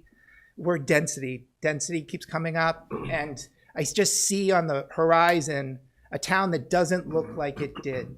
You know what I mean? Like houses that are shoehorned into a flood zone that just barely made it as a buildable lot, but that poor owner now has to deal with water in their basement every 2 years because their building warranty's up. And that's not what we want to be, I don't feel, as a town. So. Well, thank you for bringing your concerns and. Thank you for hearing me. Well, I've got a few comments, and it's good you're here, Jerry, because you did the open space plan. As I recall, the open space plan showed that 35 or 38% of the town is open space. I can't remember. It was more than a third of this town is open space. So I only want to make that observation because I think Medfield has had, and that's one of the highest percentages of open space of like any town, at least in the eastern half of the state, probably not so farther west. So the issue around wanting to preserve that, totally understand and get that. I'm not aware of any places where I think we've been lax because we chose to be lax. So if there's any of those examples where you're saying, when you guys did this, this was a bad decision, I'd be curious to hear what those are, because I'm not aware of any of those. It wasn't personally intended. No, I'm not taking it personally. I'm same thing that Pete's talking about. What are we talking about? You know, what is it you're saying to watch for? It helps me to know examples, because the one example where we took action in the direction of preservation that comes to mind was when we bought the Redgate Farm out from under the feet of a developer who wanted to put, I think, 6 houses up there. Beautiful property. 7. Here's my neighbor, I 7. know One, exactly. okay, yeah. I know the plan. And the only reason we were able to do that was because a lot of the open space, the privately owned open space, people have had it as woodland or as agricultural land because it gets taxed at a lower rate.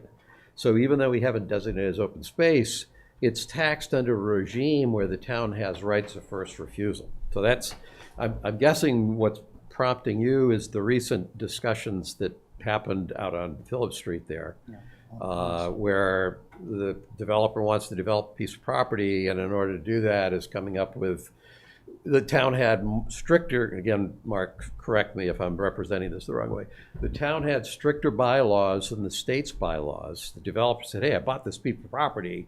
It's zoned to be developed. I'm abiding by the state's bylaws. The town is now putting an obstacle in my way, preventing me from doing what I want to do. Took us to court, and the court said, no, we're not. The courts chose not to enforce the town's bylaws that exceeded the state's bylaws, but they also didn't just say, so forget it.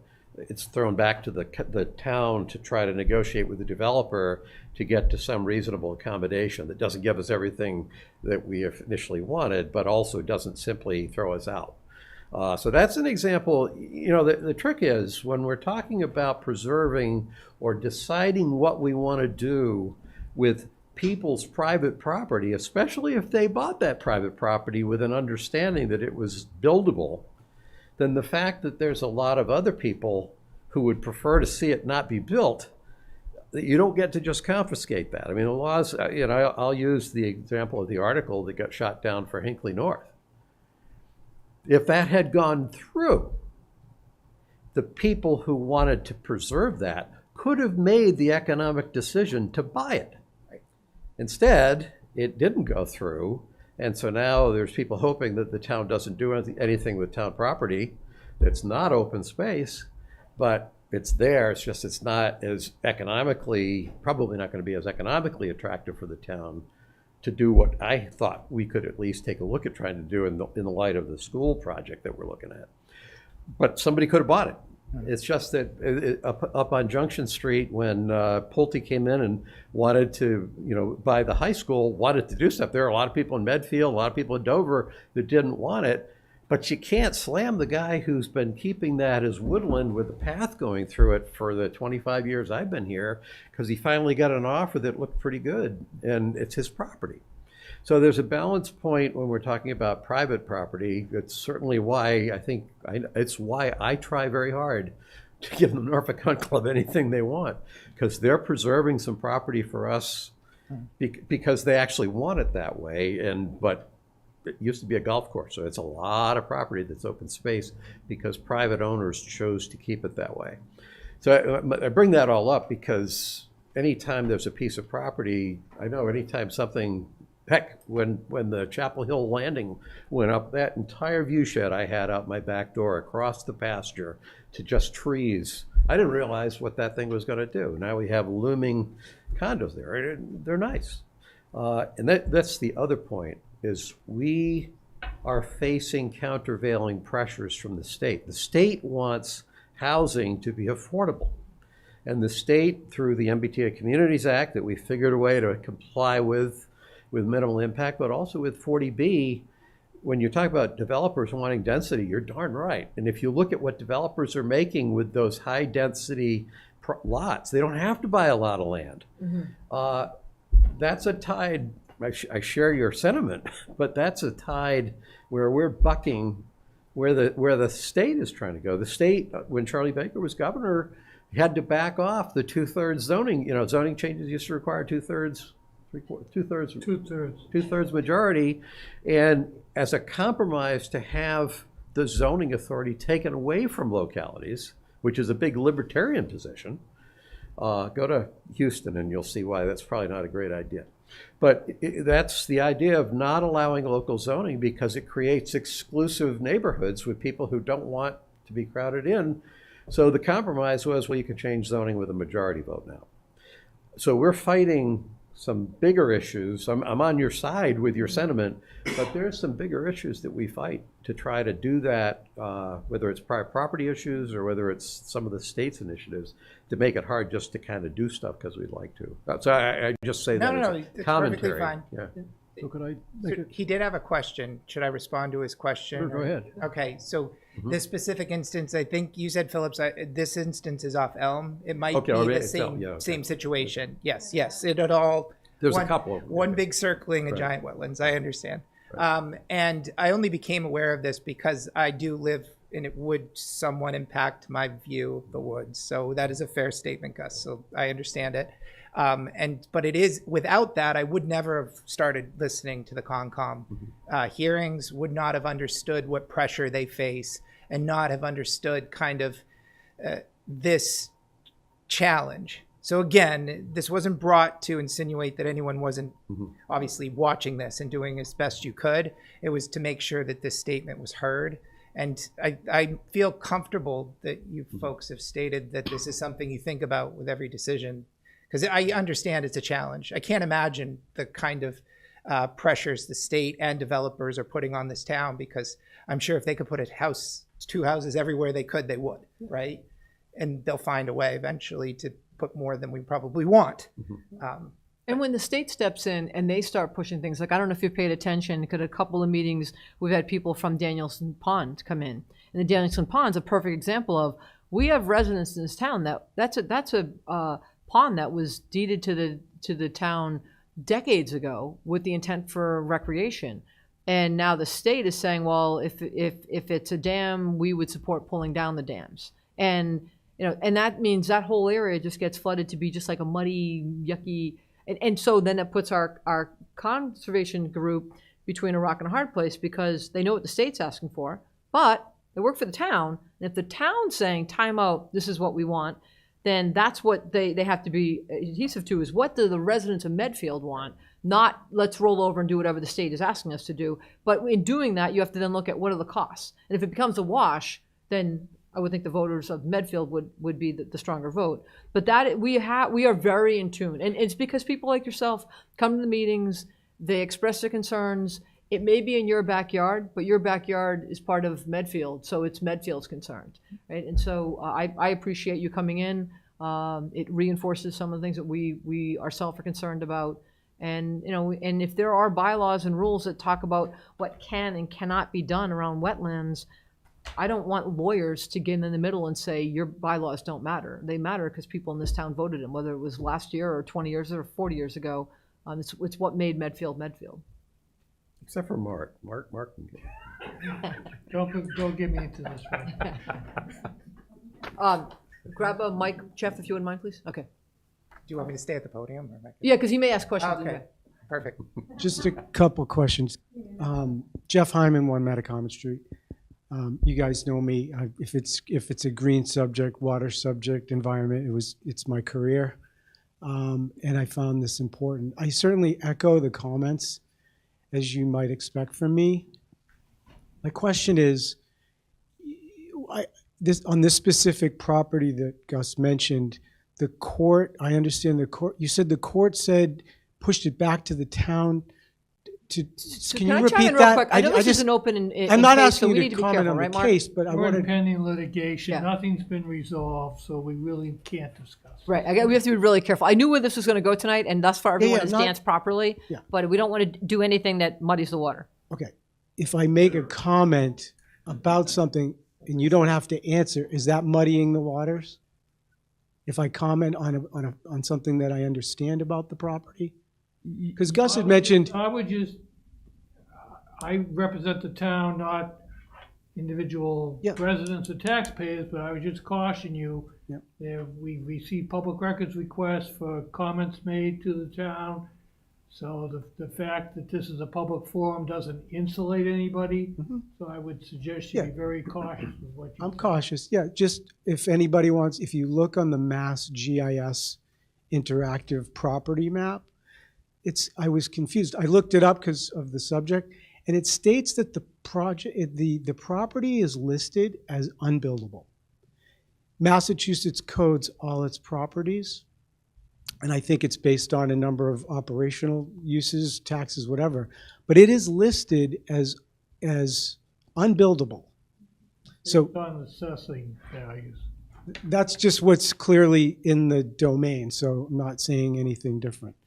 So I wanted to make that It's point. been listed on the assessors as unbuildable for a long time. Right, and I think it's been in it's also on there that it's been in the possession of the owner since the 80s. So I just think that's just a point of, making that made known to this board, and certainly echoing the comments that, I guess one comment that I'd like to make is in echoing Dan's point about supporting our boards and commissions and committees is and Christine mentioned, we're trying to find people, right? So that unification that Eileen, you mentioned earlier is so important, because if we're going to attract and retain volunteers and paid employees and whatever, we have to, work together, right? So be consistent. And that's really the message to you. It's like, keep that unification. It's important. I mean, if we go against each other, if boards are, are put against each other by whatever parties, it kind of muddies it up. Thanks. I think it's hard because our town government is fairly thinly staffed compared to other town governments. I moved here from Newton, and I was used to professionally dealing with the planning department in Newton, and you go in and there'd be a dozen people, and they'd get proposals and they'd write reports. The planning department would render opinions, and I came here and there was one person who wasn't a planner at the time, and so that we pay very high taxes in this town, and to avoid paying higher taxes, we don't hire more people unless we have to. Mm-hmm. I think that my understanding of the status of the case that you were talking about, Gus, doesn't align with what you said, but Mark's saying that we shouldn't be talking about it. Good. Go ahead, Mark. Yeah, I appreciate what's been said. The perfect example is there is a huge flood storage area in this town, which is owned by the Army Corps of Engineers, which came in and compensated all the property owners at the time, either for outright ownership or easements or restrictions, in order to accomplish that. And that illustrates a very fundamental premise of both the state constitution and the federal constitution, which is private property owners have the right to use their property for economic gain.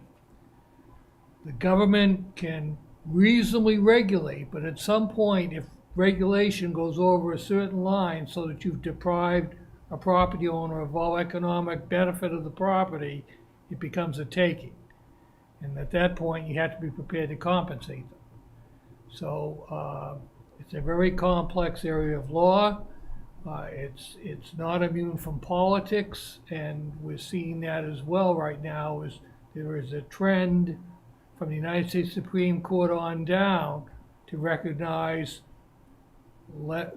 basically to restrict government regulation more and more, and recognize and protect so-called property rights. But I would point out to you, Mark, that there's a lot of government regulation that does take people's property and says you can't build because of under zoning or under the wetlands. They're also Endangered when I was on the species. ZBA, there was a request to an owner of a lot. Half of the lot was underwater, and he wanted to build on it. And No, we you're said, right. That's you have to have dry land. right. But Right. You have a comment from the audience. Wait, chime in here. Yeah, so I will. Thanks for monitoring it. Oh, so Kay Elliott? Kelly, can speak. We just need your full name and address for the record, please. Hi, can you hear me? Barely. Jack that up. Thank- Hi, can you hear me? Yeah, it's good now. Okay, great. Hi, Kit Viator, 4 Curve Street. I wanted to thank Mr. Kine, I believe it is, his name is. he said exactly what I wanted to say, and I just want to echo his comments. With regard to the question about examples, I do want to say that the Elm Street development, the proposed Elm Street development, is definitely on mine. And I would like to ask the board to direct town council to aggressively defend the decision of the Conservation Committee regarding that proposed project. The wetlands should be vigorously defended and existing code should be enforced. And I urge the town not to yield to the legal pressures from the developer and instead respect the Conservation Committee's judgment, expert judgment, so that we can protect all wetlands, including this unbuildable lot on Elm Street. Thank you. Thanks for your time. I really appreciate it. So I would just thank you for your comments, but I would personally say that we don't really have any authority over the Conservation Commission. And I'm sure that, and I'm confident that they'll do the appropriate thing. Gus?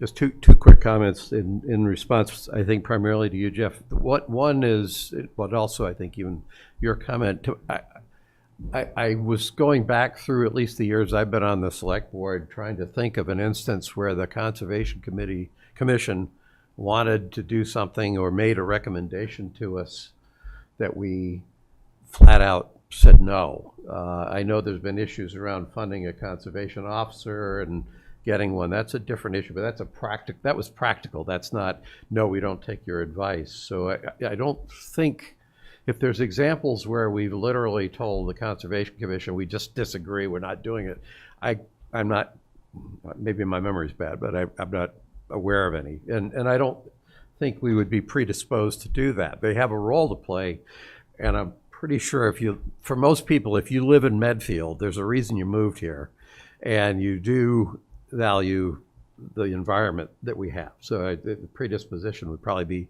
to take the advice. The other point that I'd make, Jeff, you were talking about committees, and this is a personal observation I've had over the past 5 or 6 years that to me is a bit of a contrast to the time before that when I served on certain committees and saw other people serving.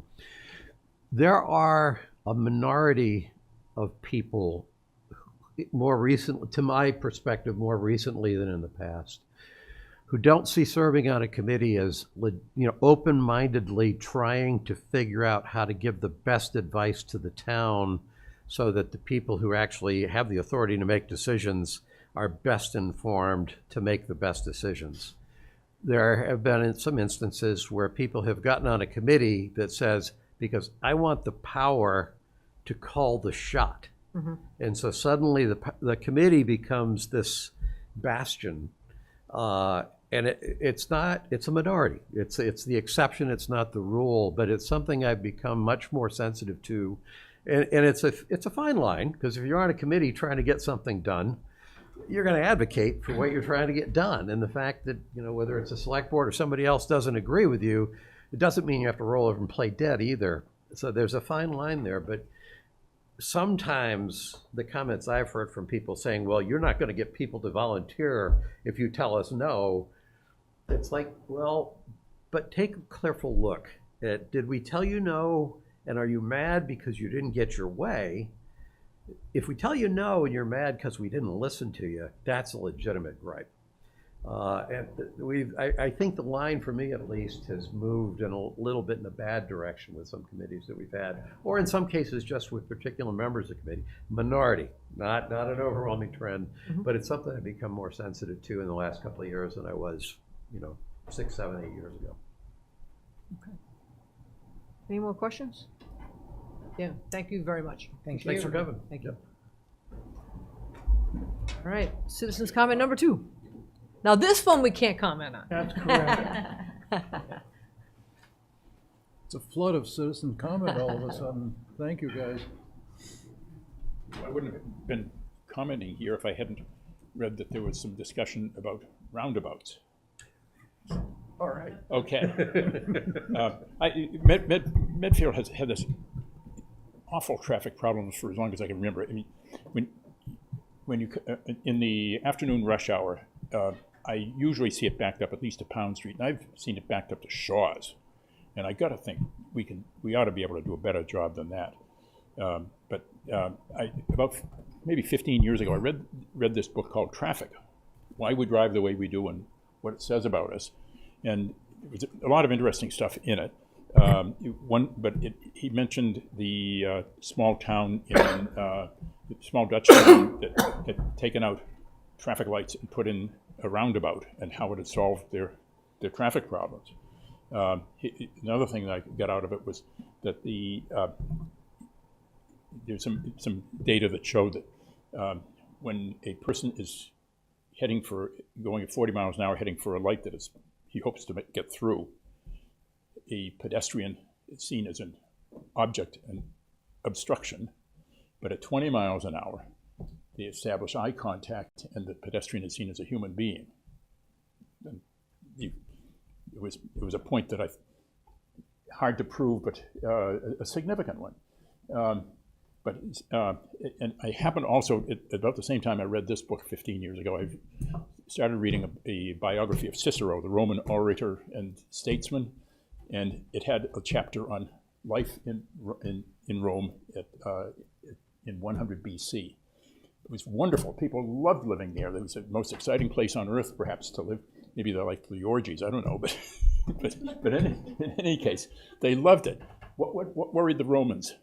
One, the fear that foreign invaders were going to come and take it away from them, and two, the traffic. And we've made a whole lot of progress in the last 21 centuries. But after reading Traffic, and when I heard about roundabouts, I started thinking this is a book that was written maybe 15 years ago, and I wondered about more current research on it. So I went and Googled roundabouts versus traffic lights at intersections, and I came up with some interesting stuff, and I wanted to share a little bit with you. I'm going to give you these things. I'm not going to read the whole thing. I'm just going to give you some of the highlights. I got something here from the Insurance Institute for Highway Safety, which I believe is funded by insurance companies to provide them with data. I got something from MassDOT and something from North Carolina DOT. The one from Insurance Institute for Highway Safety begins: roundabouts. Roundabouts are a safer alternative to traffic signals and stop signs. The tight circle of a roundabout forces drivers to slow down, and most severe types of intersection crashes, right angle, left turn, and head-on collisions are unlikely. Roundabouts improve traffic flow and are better for the environment. Research shows that traffic flow improves after traditional intersections are converted to roundabouts. Less idling reduces vehicle emissions and fuel consumption. Then roundabouts are generally safer for pedestrians. Pedestrians walk on sidewalks around the perimeter and cross only one direction of traffic at a time. Crossing distances are relatively short and traffic speeds are lower than at traditional intersections. And they've got drawings of roundabouts here. A couple of other things. Because roundabouts can reduce delays and queue lengths, they require less space on the approaching roads than comparable intersections controlled by stop signs or traffic light signals. The service life of a roundabout is significantly longer, about 25 years compared with 10 years for a typical traffic signal. A study of 19 rural intersections, blah, blah, blah, that were had stop signs and converted to roundabouts showed a 62% reduction of all crashes and an 85% reduction in injury crashes. There's a European study that showed pedestrian crashes down 75%.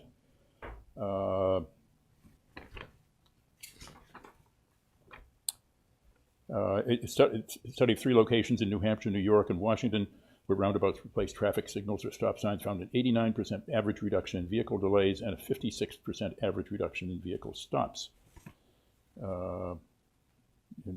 Reducing emissions and fuel consumption, and 31% of the drivers supported only 31% supported the roundabouts before construction compared to 63% shortly after. So I'll give this to one of you. I'm going to give each of you one of these, and you can swap them back and forth. I'm not going to waste all the paper. MassDOT. MassDOT benefits. Roundabouts have fewer conflict points between vehicles at an intersection. The most severe types of vehicles vehicle-on-vehicle crashes, such as T-bones, left turn, and head-on collisions, are avoided. Slower speeds help drivers recognize people trying to cross the road. Converting an intersection to with traffic signals to a roundabout can reduce property damage crashes only by 48% and fatal and injury crashes by 78%. This is MassDOT. Another thing from MassDOT, roundabouts can improve travel times for emergency vehicles, less noise. Roundabouts do not require constant maintenance like traffic signals. This is all from MassDOT. So David, your intent here this evening is you're following up on a conversation. I'm following up on a conversation. I just want to bring this to you, all this stuff, since it sounded as though there was one on the board that was pro, and two were thinking of spending the extra $1 million to get traffic signals at West Street and also West Street and 27. And I'm also thinking ahead to a possible situation at South Street and 27 that could call for something like that. But let me just finish with the NCDOT. This North Carolina Department of Transportation, roundabouts can actually reduce delays by around 65%. This is all survey data. This is data driven. This is not just somebody's imagination.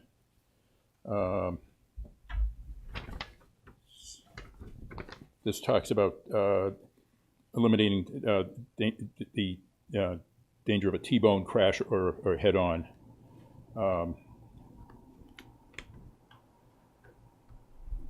Therefore, this is another one here.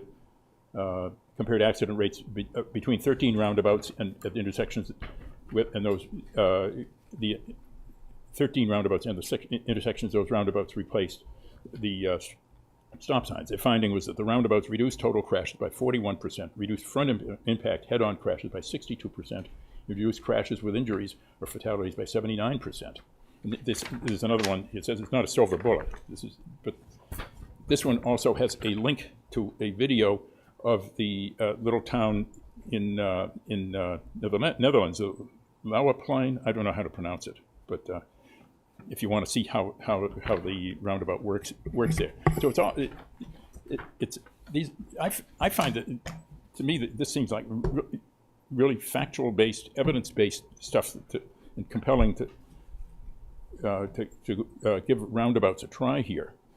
I was talking to Pete this morning, and one thing that I mentioned to Pete that he was not aware of until maybe 1955, 1960. You know the intersection of South Street and 27 down where I live. You go down the hill and the road swings right and it comes out to a right angle. And if you're coming from South Street, the road swings right and it comes out at a right angle to the light. But until the mid-50s, and you could see that the roads were re-engineered there. South Street was a continuous straight line across 27. And I remember as an 8-year-old kid being scared out of my wits when a woman, the mother of a friend of mine, just went right over 27. Of course, there was less traffic then, but even then I thought, this is really, really bad stuff. But in other words, that would suggest that if you put a roundabout there, you could probably do it with one roundabout, not two, as you might think with the current. Just as if you could unmake the change that was made 50 years ago and have one roundabout there, when you're thinking about what to do with that problematic intersection. So we can't comment. So No, you're not appreciate commenting. your comment. I'm not asking you to comment. I'm just asking you to listen and. Okay. Do you have digital copies of those, David? I can send it. I mean, if you have digital copies, just email us all digital copies. Paper that we've gone through. Yeah, give it to Eileen, please. You want one? You can give it to Eileen. We'll make copies of it. I'll give you all three. I know you're going to do that. Or I can scan Because the two of us didn't support it. No, we didn't support it there. So one said that it has to be included in the minutes anyway now. Okay. I suggest you give the book to Eileen, too. Yeah, the digital one. You can give Pete the old one. He's I got this out of, when I heard about this, I got it out of the library, and I said, well, I'm never going to get this read before the meeting here. But I really urge you to give very serious consideration to roundabouts. Try them. No, I'll leave it at, we've all been around roundabouts. If you live in Massachusetts, you've come across a roundabout or two. Norfolk. Right? Yep. So I appreciate it. We can't take it any further, but we can put it on our agenda. We can't comment, but I will put a personal request in that when Brittany writes up the meeting minutes for this meeting, if she would please make sure she puts in a reference that we were discussing Cicero during this meeting, I think that will just upgrade our overall quality. All right, yeah, you can put the orgies in, but make sure. Don't make him blush. Make Come sure on. that you quote the town resident who wanted that in there. And they thought Roman traffic was terrible in 100 BC. They should look at it now. Thank you, David. Okay. All right. On that note, requests from the Medfield Energy Committee to post signs at the usual locations advertising the EV section of the upcoming car show from June 12th to June 23rd. And then gifts and donations, accept various donations for the use of the Council on Aging totaling $570. I move that we approve the consent agenda, items on the consent agenda. Second. All those in favor? Aye. All right, meeting minutes, none. I love having no meeting minutes to approve. Town administrator updates? It's just deferred pain. I know it is. But we're going into the summer months, we'll have more time. Very quick tonight, just a reminder that we have the ribbon cutting at the water treatment plant on Monday at 10 a.m. Okay. All right. Next meeting dates, I will not read through them. They are posted here in our packet. And then we can jump. And the only one I'll flag is the October 1st one I won't be able to make. Yes, we're still So you know trying that, to work on that to see if we can. Okay. They want to just note your next meeting date. Okay, so next meeting is June 25th, 2024. And then I do want to note, we're just having one meeting as of right now, unless things change. In July, it'll be July 16th, and in August, it'll be August 20th. Then we get back into our routine of just about every other Tuesday. Okay. All right. Pete, Select Board reports? The Medfield Foundation had its annual meeting last night, and it was a joint meeting with the Legacy Fund board and people like Kim Crow, who run the Angel Run, and Minta Hisong, who has been for years the youth leader director. I asked her who had come up with what I like about the youth leaders, especially are the red and white scarves that they wear that are very distinctive. And she said she did. So I asked her if she'd stay on, but she said no. After, I think, 6 years of running it, she said she was ready to, and her child graduated, so she's moving on. She did a great job. And that's it. Okay. I attended the school building committee forum on Friday, the 31st of May, talking about the school project. So I think we may have covered all three of them. Pete, I don't know if you went to the first You one. went to the first one. Eileen went to the second. I went to the third. No, I went to the third. You went to the fourth.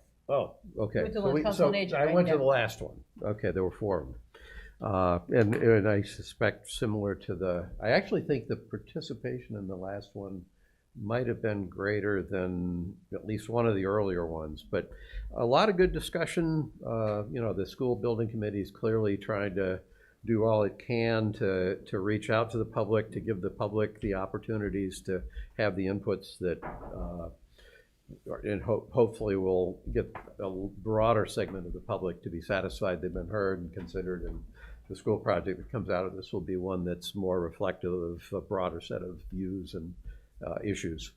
So I think they did a nice job with it. Went to the high school graduation the next day, which was a beautiful day, great speakers. They run efficiently, so it didn't go for much more than an hour and a half. And I, having been to several of the graduations now over the last couple of years, every year I go up and I congratulate the principal of the high school and certainly superintendent. We produce with as wacky a world as we live in, and as some of the wackiness that you see from kids that come from places that by the time they're sophomores in college, you just say, how did this happen to you? Because we produce some really decent graduates from this high school, and I'm sure they have different ideas, and they'll probably be even more different in college, but they're well spoken, they're respectful, they come across that they care. And I think that's, at the end of the day, somebody over there, the school department's doing a good job to get them through all the years that they go to school and come out the way they do.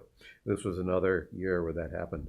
And then the other thing on the 6th of June, I'm, among other things that each one of us gets involved with committees, I'm on the MBTA Advisory Committee, which is a large committee. And I've been active for about a year and a half. I think I was on it for about 3 years, and it took me a while to realize it wasn't the Norfolk County Advisory Board. So I'm on the advisory committee for the MBTA, and it's interesting to see the MBTA discussed from the standpoint of the people who are trying to run the MBTA, because you come away with a good appreciation of the political pressures that they face. There are some structural issues that the MBTA has faced ever since the Big Dig that have basically helped get that boat real low in the water. On the surface, we went through the budget process, and the budget oversight committee, that's a subset of our committee, did an analysis that was very good. As a budget analysis, what it said is the MBTA is going to run out of money in FY26. And it's going to sink. So after you read that, then you say, okay, this is a political document. This is sending a message to the state about the dire condition of the MBTA. And if you step back and say, okay, once you understand that's what this is, it's still just a year out, but I've become a lot more sympathetic to the hard work, or appreciative of the hard work that the people that are involved inside the MBTA are doing to try to basically, in some cases, almost squeeze blood from a stone, because you're trying to get the financial side lined up with the service side, with the social issues that people have about free fares, with issues that energy activists have around electrification, which means new equipment. There's a lot of pressures, and they're actually pretty good people they just have a really hard job. And if nothing happens, the MBTA is going to run out of money in a year. I'm guessing something will happen. That's it. That's it. Yep. All right. So I actually did make it to the Medfield High School graduation. I'm bummed I couldn't. I was away hiking in the Grand Tetons and Yellowstone Park. But I did hear the ceremony was fabulous. And congratulate to all the seniors. And I just cheated while you were giving your notice. And it's good to know if anyone's paying attention to the boys and girls lax teams. The boys did win. So they're going to the state championship game on Friday. The girls are going to the state championship game on Thursday. So kudos to those two teams. I did attend the Medfield School Building Committee's third forum that was held here in this room. Well attended, great discussion. I applaud what they're doing in terms of the committee, really trying to have as many forums. There were so many interesting questions from new young parents at the forum I sat in on, so I thought it was really well run. And I look forward to their next meeting next week. And then I had a meeting this afternoon with the gentleman that I've asked you guys to take an opportunity to meet with, who's bringing forth an idea for us to kick around to potentially buy the piece of property up at the state hospital. Mind you, if that was to go through, it's something we'd go forward to the residents, ask if the board could sell the land, and then obviously an RFP would be put out. But looking to put a structure up there. I met with him a few times. I know he's going to try to meet with you guys, and he's going to try to come and present to the select board in general, just to get the conversation going, to see what the interest is in the town. But that's where I've had the conversation with him to say, if you're looking to build something up on what would be the Sledding Hill area, and the Sledding Hill's not going away. It's the first thing he says when you talk to him. He knows how precious that is. But could there be a private, public, where they could potentially, if the Parks and Rec organization is looking for a potential structure, could somebody come along and present an option like this to Medfield? And again, everything goes out in RFP. I'm not saying this is something that's locked and loaded, but it's a conversation that's being had. It's one way. I know you're very conscious of how can we be saving money. If there's someone who sees an opportunity to build something in Medfield and at the same time can then build something for the town and then give our Parks and Rec access to an outstanding facility for basketball and others, it's something to consider. That's all I'll put out there. To just say no would be silly. And then I did attend this afternoon, actually late morning, early afternoon. I was in Needham. Our state senator, Rebecca Rausch, invited me to sit in on a panel for water management and flood resilience. And at the meeting, there was a panel of Jeff Johnson from the Plainville Select Board, Cyrus Lusting from the Needham DPW, Jim McKay from Millis DPW, and Julie Wood from the Charles River Watershed. Super interesting conversation, listening to how each town has had some different things to deal with. And I'll give you, for example, the gentleman from Millis talked about everything that they're doing for PFAS and what it's costing them to shut down wells, to open new wells. Super interesting details he shared there. Gentleman from Plainville talked about how long it takes to bring on a new well, how long they had to plan, to shut down, and to even start to kick in a new well. And then the woman from Needham, which I did not realize this, in one of our most recent rainstorms, they got flooded badly. And the impact of what it was for their municipal facility, let alone approximately 250 families, just trying to get ahead of how do we look at flood resilience, look at climate change, what's the impact. So it was just an interesting discussion. I think there were, from the state Senate, I think there were roughly 12 or 14 members that came to Needham. They started at Valente Farms. They had lunch at the Needham Town Hall, myself, some select board members from the immediate area were there, and then they were moving on, and I almost joined them. They were going to the Black Cow in Millis to get some ice cream and then learn more about what's happening there, and I think they were going to be scooping ice cream themselves. But it was a really good event, and I appreciated Becca Rausch reaching out to me and asking if I would attend, so I thanked her for that. And let me just make sure I did not miss anything. No, I think that's it. We'll cheer on our local students in their quest for championships. And that, I think, is that. Anything else from the audience? We're good? We're going to do a good job of keeping you all entertained here. All right, on that note, motion to adjourn. I move that we adjourn. Right. Second. Right, all in favor? Aye. Aye, aye. Thanks for coming, everyone. Thanks, everyone.